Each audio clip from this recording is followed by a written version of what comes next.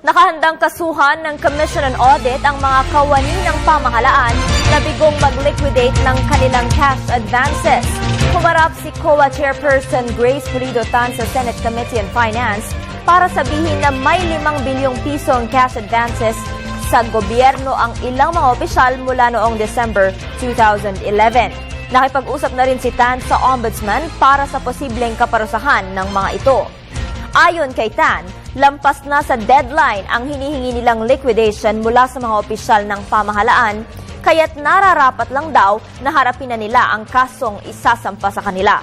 Malversation of public funds ang nakaambang kaso para sa mga opisyal na nabigong mag-liquidate ng cash advances na aabot sa 1 milyong piso.